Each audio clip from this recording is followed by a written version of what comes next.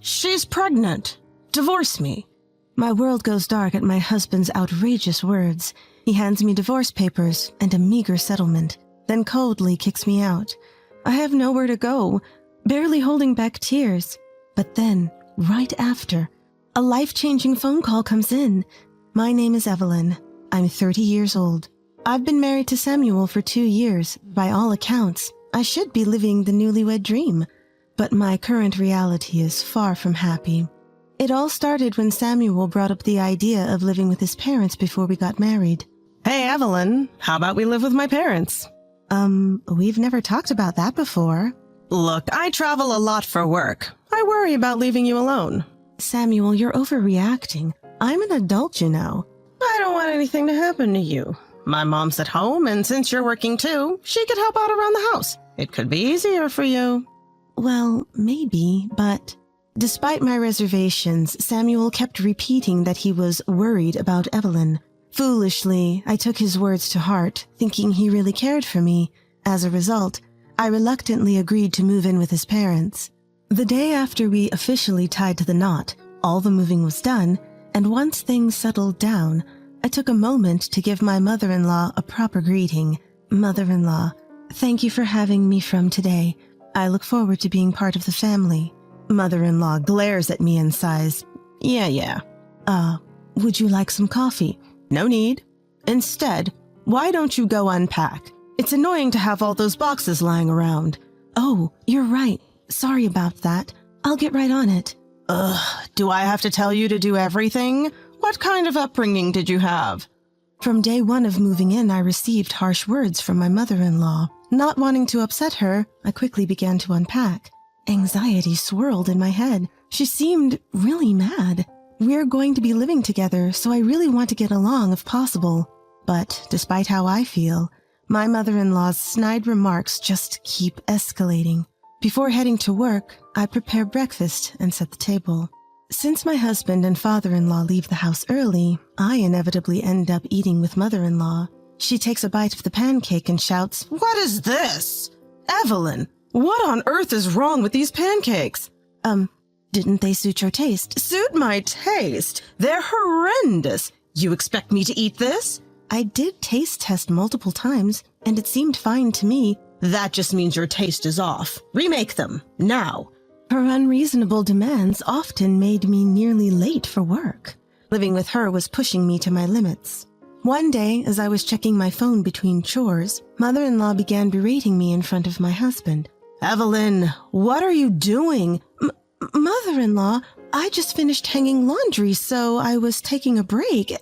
A break, you say? Who do you think you are? I'm sorry, but I finished all the household chores. Don't talk back. Wives don't have the luxury of breaks. Find something to do and keep working. Got it? But... No buts.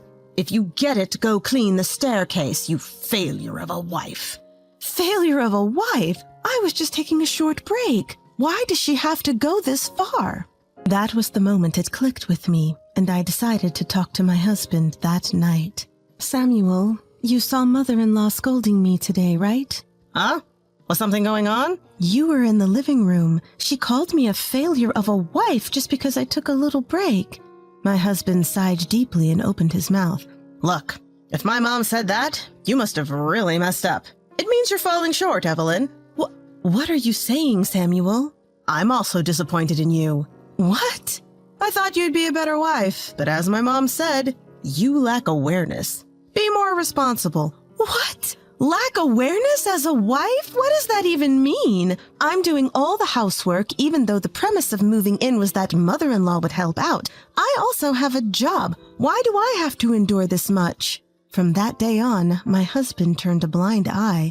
No matter how much mother-in-law badmouthed me or even threw things at me, he ignored it. He was already often away on business trips and started spending even less time at home. Thoughts of divorce popped into my head daily, but I had a reason to hang on. It was because of my father-in-law. He was the only one who stood by me. Mother-in-law usually didn't harass me in front of father-in-law, but sometimes our paths did cross. Evelyn, is the front entrance clean yet? Yes, right away. After that, you have to weed the garden. I told you just yesterday. I'm sorry. It started raining yesterday. You're just slow. That's the issue. Useless. You neglect housework because you're always working. I'm sorry. Just as I apologized, my father-in-law's voice rang out. What's going on here? You. What have you been saying to Evelyn? Well, she's slow, so, you're having her do all this for you, and then you talk to her like that? But she really is slow. The garden is still full of weeds, and even the food doesn't taste good, and there's not enough of it. Weren't you the one who never touched the garden before we all moved in? And don't you always bring home ready-made meals? If you're going to complain, at least be able to do it yourself. Fine. Whatever. Whenever my father-in-law confronts her with these truths, my mother-in-law retreats to her room. Each time he apologizes to me sincerely. Evelyn, I'm really sorry about my wife's behavior. No, it's okay. Thank you, father-in-law. If anything else happens, let me know. Don't hesitate. Yes, thank you. My father-in-law, who has a strong sense of justice, always stands up for me and scolds mother-in-law. Whenever he's not around, the harassment from her continues. But I've been able to manage, thanks to him. I lost my parents at a young age, so I have no one to turn to, even if I get divorced now. For someone like me, the presence of my father-in-law has been monumental. Then, one day, while at work, I got a call from my mother-in-law. This is odd. Why is she calling me at work? Picking up the phone, I was shocked to hear the news. Your father-in-law has collapsed. Come to the hospital immediately. What? Father-in-law? How? The details don't matter. Your husband Samuel is on a business trip, so you have to come. Yes, understood. I'm on my way. Since my husband had left on a week-long business trip 2 days ago, I had no choice but to go. I explained the situation to my boss and rushed to the hospital. As soon as I arrived, we heard the doctor's explanation. The situation is unclear. He might not regain consciousness. He was fine this morning. We've done what we can. It's up to him now. What?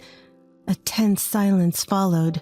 Breaking that silence was my mother-in-law. Doctor, are you saying my husband is at risk? That it's just a matter of time before he passes? Whoa, hold on, mother-in-law. What are you talking about? Well, there's a lot to consider, like funeral arrangements and inheritance. We need to plan ahead, don't we? But why bring it up now? Father-in-law is fighting for his life. The doctor's already said there's not much hope. I wonder how much inheritance he's leaving. Mother-in-law! Even after we got home, all my mother-in-law talked about was the inheritance. She'd look at me with this smug grin and say, "You won't be getting a dime." Despite visiting the hospital daily, father-in-law's condition showed no signs of improving. My mother-in-law wouldn't even visit him, and my husband was MIA. All I could do was pray for father-in-law to wake up. A few days later, while getting ready to visit father-in-law in the morning, my husband, who had been on a business trip, finally returned home. "Samuel, why didn't you reply to my emails?" I stopped mid-sentence because there was a strange woman standing behind him.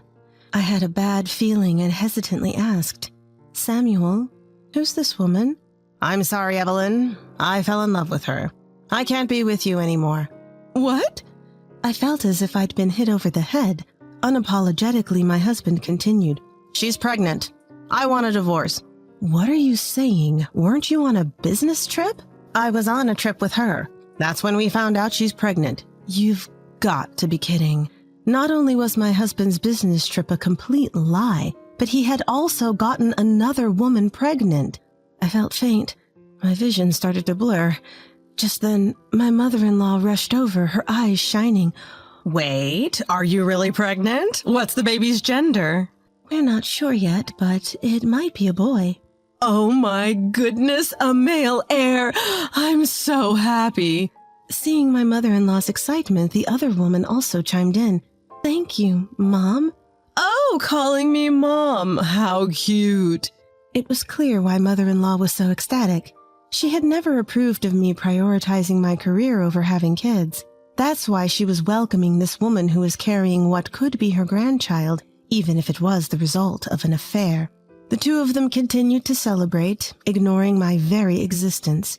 Then my husband handed me divorce papers. Here, fill this out now. What?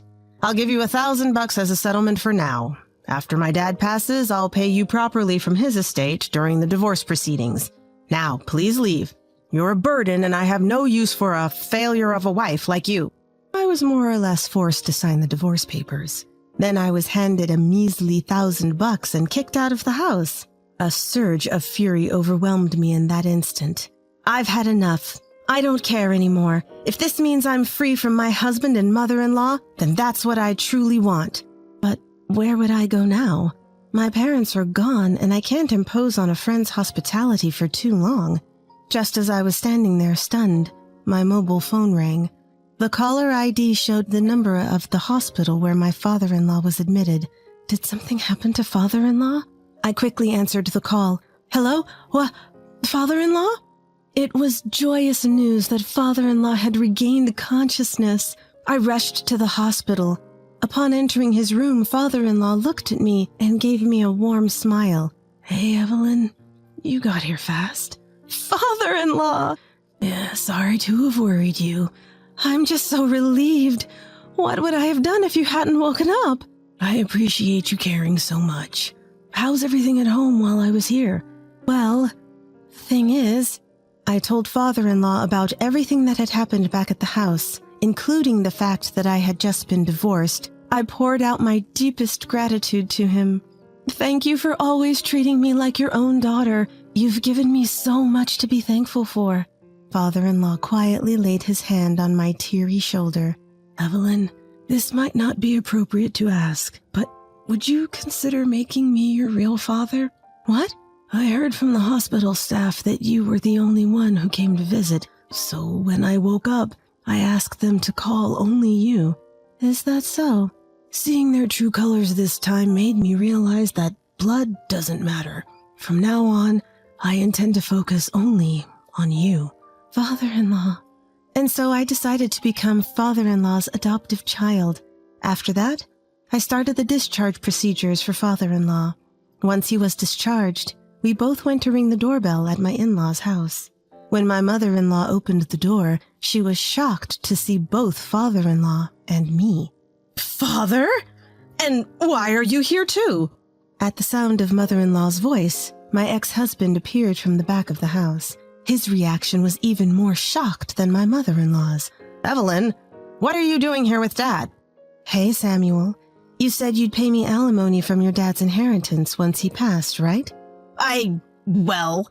So your dad is clearly in good health. How are you planning to pay that alimony? Look, I can't right now. Once my dad eventually passes and I get the inheritance, I will pay you, okay? Can we drop it? As he pleaded, breaking into a sweat, I dropped the bomb. Sorry to break it to you, but you're not inheriting anything. What? My ex-husband's face turned pale, his mouth twitching. That's when my father-in-law delivered the final blow. From now on, Evelyn is my only family. I'm giving all my property to her while I'm still alive. This house will be in Evelyn's name, so the two of you need to leave. Now. You can't be serious, Dad. Do you think I'd joke about this? I'm utterly done with you. All you care about is my inheritance. Get out, now! You're both worthless. Father-in-law then forces my ex-husband and his affair partner out of the house and promptly shoves divorce papers in front of mother-in-law. Just like my ex-husband tried to do to me, he somewhat aggressively pushes for her signature. Sign your name here. No way! He was resolute. You forced Evelyn to sign divorce papers, didn't you? Now sign! She let out a tiny shriek, then reluctantly signed the papers. They apparently moved into a one-room apartment with his affair partner. With all their belongings shipped to them COD, their new place must be a mess. As for me, thanks to my father-in-law, I was able to claim alimony in the divorce. We also completed the adoption paperwork, and now we're enjoying peaceful days as if we're a real father and daughter. Dad, it's nice out. How about we grab a basket and head to the park? A splendid idea, Evelyn. Speaking of which, the sandwich filling is Tuna salad and roast beef, right? You never eat anything else. Ha ha ha, you got me. Even after decades, she never remembered. Don't look so glum. I'll always be here to support you, Dad. Now my life is the epitome of happiness. I never imagined such days would await me back then. There's only one thing on my mind now. I want my beloved father to stay healthy and live a long life. That's my one and only wish.